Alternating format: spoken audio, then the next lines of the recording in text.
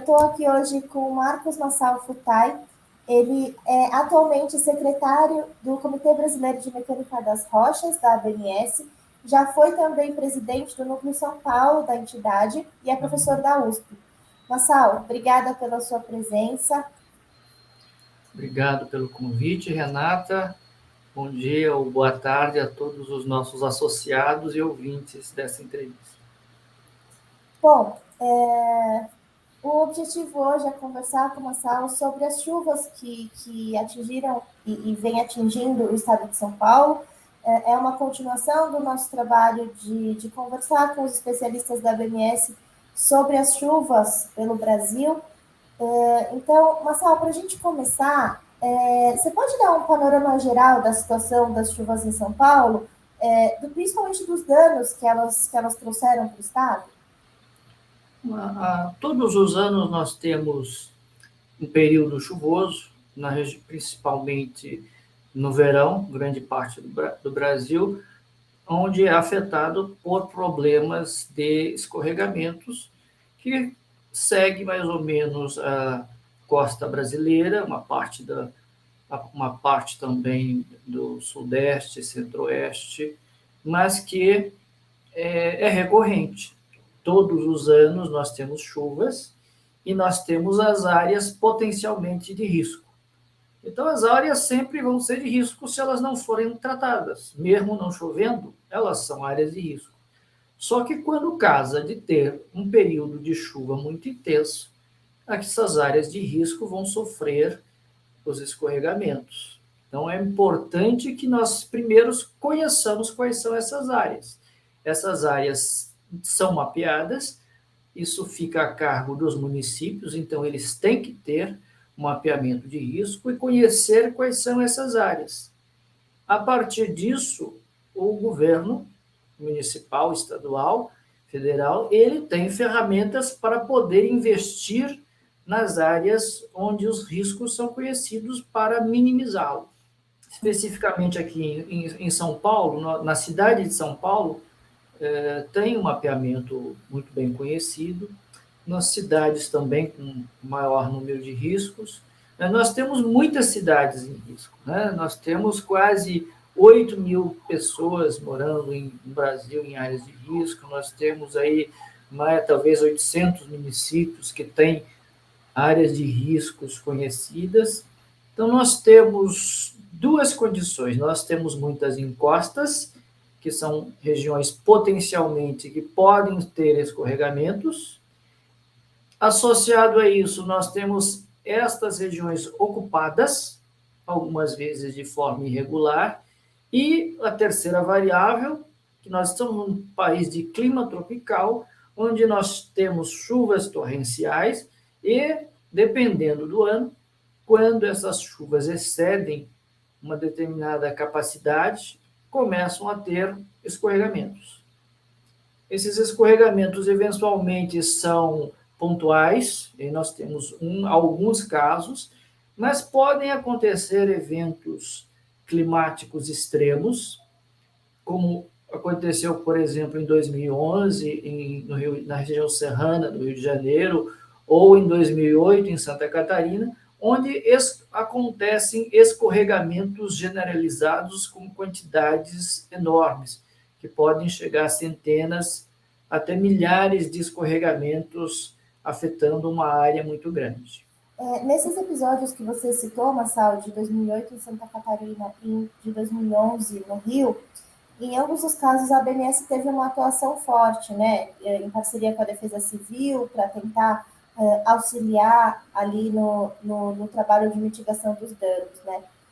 Aqui em São Paulo, agora, há pouco tempo, a gente teve um escorregamento em Franco da Rocha, por exemplo, né, não foi generalizado como nesses outros dois que a gente citou, mas houve também danos sérios. Eu queria saber se o Núcleo São Paulo, nesse momento, tem alguma ação para mitigação de danos ou até para prevenção de danos futuros.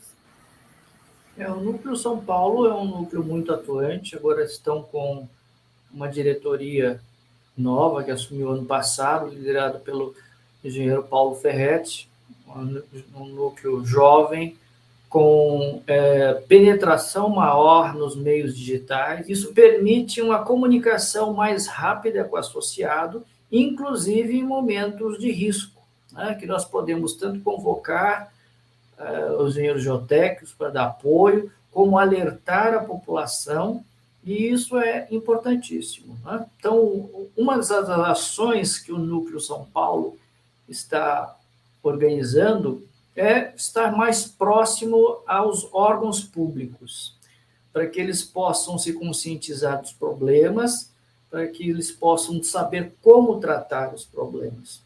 Porque normalmente quando nós pensamos em risco, nós pensamos nas cidades que têm problemas, mas também têm mais capacidade de reação.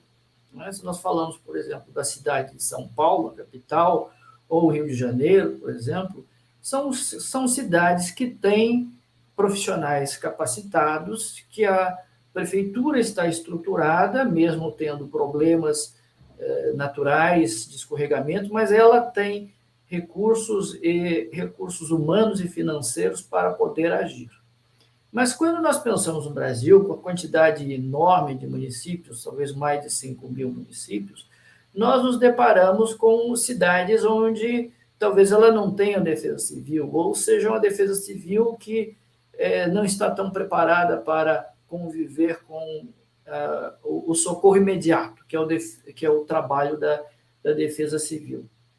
Por outro lado, nós temos também deficiência de projetos, porque uma coisa é saber o que fazer quando você tem a situação de desastre instalada, o escorregamento com algum dano à infraestrutura ou mesmo com pessoas soterradas.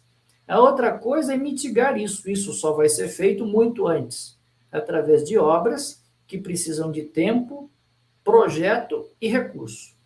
Algumas vezes, as prefeituras menores não têm capacidade de identificar os problemas e propor soluções. Então, algumas vezes, ela não consegue acessar os recursos necessários para que poderiam até, eventualmente, estar disponíveis. Então, vira e mexe, a gente vê, sobrou recursos. Por quê? Isso foi identificado há alguns anos atrás, inclusive por iniciativa do Ministério das Cidades, há bastante tempo atrás, até em outros governos, e a BMS teve uma atuação importante, principalmente através do professor Roberto Coutinho. Ele montou cursos de capacitação, ele fez uma coordenação nacional, inclusive eu fiz uma coordenação aqui em São Paulo, fizemos um curso que foi especificamente para os gestores, as pessoas que estavam nas prefeituras, o pessoal da Caixa Econômica que faz o financiamento, para primeiro eles identificarem o que é o problema, o que eu posso fazer, quando é que eu faço projeto, o que eu tenho que ter um projeto. Então, são coisas relativamente simples em termos de engenharia, mas que elas precisam ser feitas para evitar problemas futuros. E você falou, São Paulo parou de chover. E a época nós estamos no final das chuvas. Daqui de fevereiro para março, para abril, vai ser o período final das chuvas e o final também desse tipo de problema. Depois nós vamos ter um período longo de estiagem e nós só vamos começar a ter problemas de novo. Em novembro vai começar a chover desse ano, em dezembro, e os problemas vão ser reportados novamente em janeiro, fevereiro, dezembro. E aí, então, nós precisamos fazer exatamente isso agora, identificar onde é que estão os problemas para poder solucioná-los antes da próxima chuva. E falando assim para a comunidade geotécnica de forma geral, Marçal, como o engenheiro geotécnico pode atuar justamente para prevenir tudo isso nesse trabalho que você está mencionando de prevenção, para que no ano que vem a gente não presencie de novo as mesmas coisas que a gente presencia há muitos anos? Então, nós, engenheiros geotécnicos, temos uma função fundamental na prevenção dos acidentes. Porque a prevenção é feita de duas formas. Ou nós evitamos que aconteça o escorregamento, ou nós retiramos as pessoas das áreas de risco. Então, uma vez tendo um mapeamento identificado o risco, ele precisa ser caracterizado e classificado. Normalmente isso é feito por meio de geólogos e engenheiros geotécnicos que vão, então, dar uma nota, saber se essa nota está ruim ou está boa. E associado a isso, quanto custaria para tratar. Eventualmente, o custo não é grande e pode ser tratado e o risco não pode ser reduzido, ou seja, eu consigo evitar que uma área sofra escorregamentos por meio de obras. As obras, às vezes, podem ser simples, às vezes são obras de drenagem, de retaludamento, de controle da erosão, mas outras vezes o investimento é muito grande. Então, é preciso verificar se há recursos, tempo, ou então, se o risco é muito grande, as pessoas têm que ser removidas. Fazendo isso, nós eliminamos as consequências, tirando as pessoas, né? E nós podemos melhorar a segurança se nós tratamos a área. Então, neste momento, é importante que estas áreas sejam identificadas e definidas como meta de governo, né? Você tem que ter uma gestão de risco. Então, cada prefeitura faz a gestão de risco, verifica, eu tenho X dinheiros, posso tratar X áreas, então tenho que saber quais são as piores para tratar. E aí, a partir disso, então, a cada ano, a ideia é que isso seja melhorado, né? Agora, o problema no Brasil é que nós temos instalado uma área de risco, uma área assim, global, né, do Brasil todo, muito grande. Então, nós temos muitas pessoas morando em áreas de risco. Tratar tudo é talvez quase impossível. Agora, retirar as pessoas também é outra dificuldade. Então, nós temos que fazer uma gestão de riscos para que, com os recursos que nós temos, conseguir minimizar o máximo as perdas de vida, os danos às infraestruturas, as perdas ambientais. Então, é importante que a gente tenha em mente que a engenharia geotécnica consegue dar suporte para isso.